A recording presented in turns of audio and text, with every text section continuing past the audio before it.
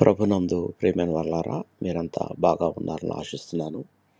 ఈరోజు మనకు దేవుడిస్తున్న దీవెన 121వ సంకీర్తన 1వ వచనము. కొండల తట్టు నా కన్నులెత్తుచున్నాను, నాకు సహాయము ఎక్కడ నుండి వచ్చును. ఇది ఒక యాత్ర కీర్తన. ఆ పాత రోజుల్లో అందరూ యెరూషలేము నడిచి వెళ్ళేవాళ్ళు, ఒంటెల మీద వెళ్ళేవాళ్ళు. యెరూషలేము అది కొండ మీద పట్టణం కాబట్టి ఎత్తుగా ఉంటుంది. చుట్టూ నుంచి పలు దిక్కుల నుంచి నడిచి వచ్చే వాళ్ళకి అది కనపడుతుంటుంది అన్నమాట. అందుకని వాళ్ళ దృష్టి అంతా కొండల మీదే ఉండేది. ఎందుకంటే ఆ కొండల మీద దేవుని మందిరం ఉంది. కీర్తనకారుడు కూడా తన దృష్టిని కొండల వైపు ఎత్తుతున్నాడు. మరి ఈ కొండలు గొప్ప శక్తికి, రక్షణకు మరియు దేవుని సన్నిధికి సాదృశ్యంగా ఉండేవి. ఆయన ప్రశ్న అడుగుతున్నాడు కీర్తనకారుడు, నా సహాయం ఎక్కడ నుండి వస్తుంది?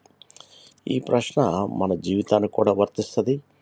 మనకు సమస్యలు, బాధలు, అనిశ్చితి ఉన్నప్పుడు మనం మనుషులపై లేదా సంపాదనపై లేదా మన శక్తిపై ఆధారపడడానికి ప్రయత్నిస్తాం. కానీ ఈ వాక్యం మనకేం గుర్తు చేస్తుందంటే, నిజమైన సహాయం మన చుట్టూ ఉన్న వాటి నుంచి కాదు, దేవుని నుంచి వస్తుంది.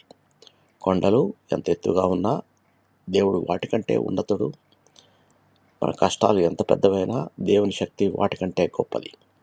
కాబట్టి మనం మన ఉన్న పరిస్థితుల మీద కాకుండా దేవుని మీద దృష్టి నిలిపితే మనకు నిజమైన శాంతి మరియు సహాయం లభిస్తుంది. ప్రార్థన చేసుకుందాం.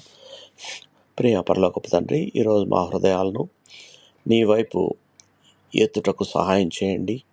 మేమేనో సమస్యల మధ్య, బాధల మధ్య ఉన్నప్పుడు మనుషుల మీద కాకుండా మీరు మా సహాయకుడని గుర్తించుటకు కృప దయచేయండి. ప్రభువా, మా భయాలను తొలగించండి, మా విశ్వాసాన్ని బలపరచండి. మా జీవితంలోని ప్రతి పరిస్థితిలో నీవే మా ఆధారమని తెలుసుకోవడానికి తగిన జ్ఞానాన్ని దయచేయమని మా ప్రభును, మీ ప్రియకుమారుడైన యేసు పరిశుద్ధ నామంలో ప్రార్థించి వేడుకొంచున్నాం తండ్రి.